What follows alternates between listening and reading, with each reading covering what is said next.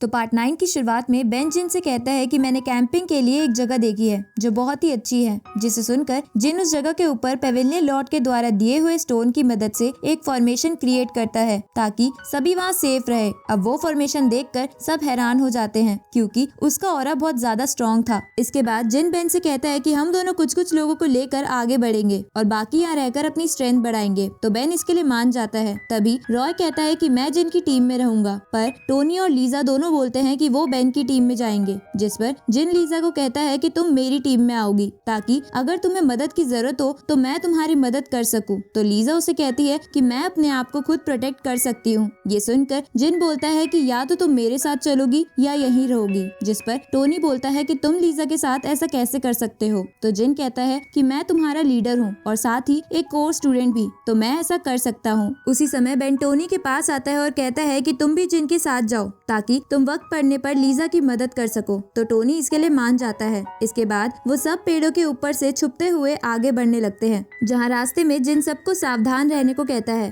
ताकि उन्हें कोई देख न ले। थोड़ी देर बाद वो एक जगह पहुँचते हैं जहाँ 2 सेक्ट के लोग आमने सामने खड़े थे। साथ ही उनमें से एक सेक्ट के पास वो खास रूट भी थी। अब जिस सेक्ट के पास वो खास रूट थी वो दूसरे सेक्ट को रूट जलाने की धमकी देकर पीछे हटने को कहती है। तो सेक्ट के लोग पीछे हट के कहते हैं कि हम ये रूट हाफ हाफ बांट लेते हैं ताकि हमारे एल्डर्स हमसे गुस्सा ना हो। अब ये देखकर लीजा जिन से कहती है कि इन दोनों सेक्ट की इंटेंशन मुझे ठीक नहीं लग रही। तो रॉय जिन से बोलता है कि यहाँ पे तो 2 सेक्ट के लोग हैं, तो हम रूट कैसे ले, जिस पे जिन कहता है कि रूट वाला सेक्ट इन्हें बातों में उलझाकर अपने बाकी साथियों का वेट कर रहा है। तभी जिन उनके साथियों को देख लेता है जो वहाँ पहुँच चुके थे। तो जिन इस मौके का फायदा उठाने का सोचता है, जिस पर रॉय उसे कहता है कि तुम ऐसा मत करो, हम बस कुछ ही लोग हैं। लेकिन जिन रॉय की बात नहीं मानता और दूसरी वाली सेक्ट के ऊपर रूट वाली सेक्ट के साथियों की तरफ वाली जगह से एक आंख का गोला फेंकता है, जिसे देखकर दूसरे सेक्ट के लोगों को लगता है कि रूट वाला सेक्ट उन्हें बातों में उलझाकर मारना चाहता है। इसलिए वो उनको मारने के लिए आगे बढ़ते हैं और उनके एक आदमी को मार भी देते हैं, जिसे देखकर लीजा कहती है कि दूसरे सेक्ट तो बहुत ताकतवर लग रहा है, जिस पर जिन बोलता है कि ये सेक्ट इतना भी ताकतवर नहीं है। उसी वक्त रूट वाले सेक्ट के कुछ साथी उनको पेड़ के ऊपर देख लेते हैं और लीजा के ऊपर अटैक कर देते हैं, लेकिन जिन वक्त रहते लीजा को बचा लेता है और इसके बाद रूट वाले सेक्ट के लोगों से लड़ने लगता है। तभी उनमें से एक बंदा जिन को देखकर कहता है कि ये तो वही है जिसने हमारे सेकंड मास्टर को मारा है, इसलिए हमें इसे मार देना चाहिए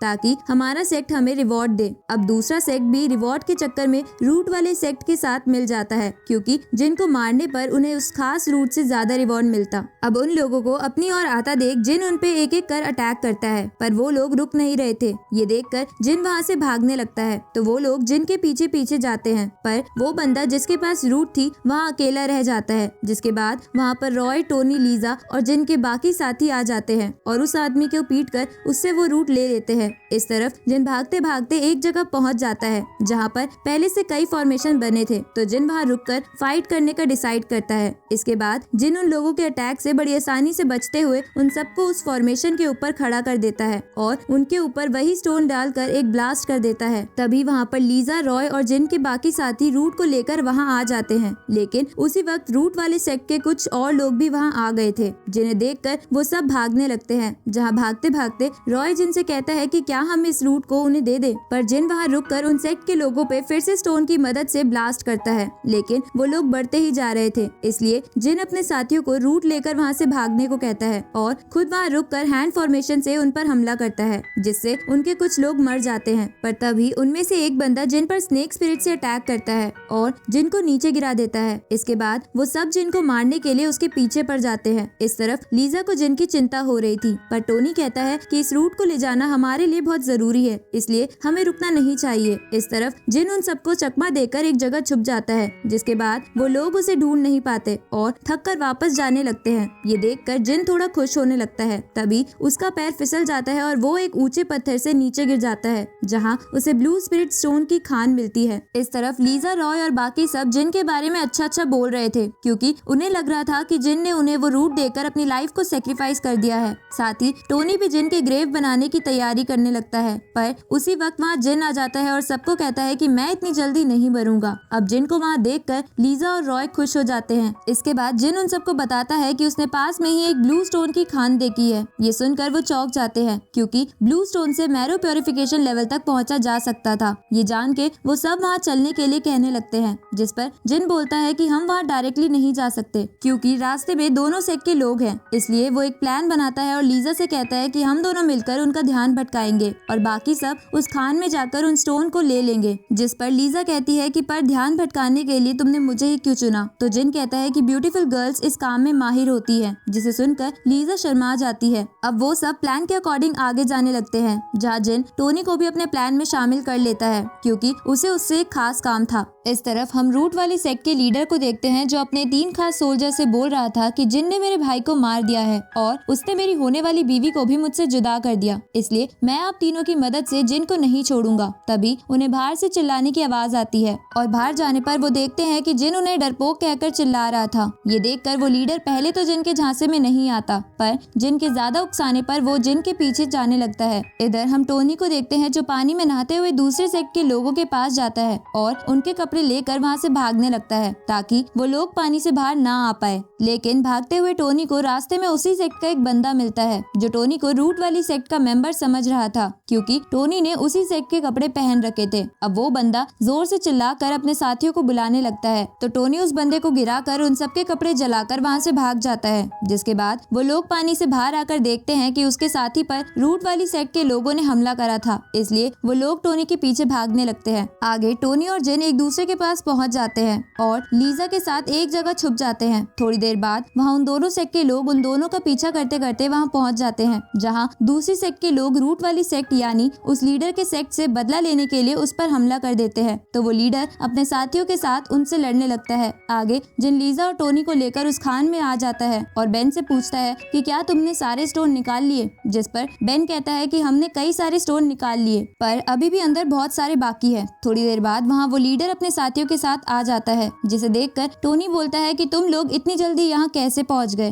तुम तो उस सेक्ट के लोगों से लड़ रहे थे। जिस पर वो लीडर बोलता है कि वो सेक्ट तो बहुत ज्यादा कमजोर था, उन्हें तो हमने चुटकियों में हरा दिया। ये सुनकर जिन समझ जाता है कि उस लीडर के स्पेशल सोल्जर्स बहुत ताकतवर हैं। तभी स्पेशल सोल्जर्स लीडर को कहते हैं कि हमें इनसे बातें नहीं करनी चाहिए बल्कि इनसे वो स्टोन छीनने चाहिए ताकि हम अपनी स्ट्रेंथ और ज्यादा बढ़ा ले। ये सुनकर वो लीडर अपने सैनिकों से उन सब पर हमला करने को बोलता है तो जिन और बाकी सब भी उन सैनिकों का सामना करने लगते हैं। पर थोड़ी देर लड़ने के बाद जिन को लगता है कि अगर वो लोग ऐसे ही लड़ते रहे तो वो लोग जरूर हार जाएंगे, इसलिए उसे कैसे भी करके अपने किसी मेंबर की स्ट्रेंथ बढ़ानी होगी। इसलिए वो अपने साथियों से पूछता है कि तुम में से ऐसा कौन है जो जल्दी से मैरो प्योरिफिकेशन स्टेज पर पहुंच सकता है। जिस पर लीजा कहती है कि मैं वहां तक पहुंचने की कोशिश कर सकती हूँ। ये सुन के जिन सबको कहता है कि हम सब मिलकर अब लीजा को प्रोटेक्ट करेंगे ताकि लीजा कल्टीवेट कर सके। इसके बाद लीजा उन स्टोन्स की मदद से ट्रेनिंग स्टार्ट कर देती है, जिसे देखकर वो सोल्जर्स लीडर को कहते हैं कि हमें इसे जल्दी रोकना पड़ेगा, नहीं तो कल्टीवेशन कंप्लीट होने के बाद ये हम सबको मार सकती है। तो लीडर उनसे कहता है कि तो आप जाके उन्हें रोकिए। इसके बाद वो सोल्जर्स लीजा की तरफ बढ़ने लगते हैं तो टोनी और रॉय उन्हें रोकने की कोशिश करते हैं, पर वो तीनों मिलकर उन दोनों को घायल कर देते हैं। ये देखकर जिन उनसे लड़ने के लिए आगे बढ़ता है तो वो तीनों जिन को मारने के लिए एक बड़ा सा स्पिरिट स्कल बनाते हैं और जिन को उसमें कैद कर लेते हैं। इसके बाद उन सबको लगता है कि जिन अब मर चुका है, लेकिन उसी वक्त जिन उस स्कल को तोड़कर बाहर आ जाता है। ये देखकर उनमें से एक जिन पर कई सारे हैंड फॉर्मेशन से हमला करता है तो जिन उन्हें रोकने के लिए अपनी वाटर बॉल टेक्निक से कई सारे निडल बनाकर उन पे अटैक करता है, पर वो सभी हैंड्स को नहीं रोक पाता।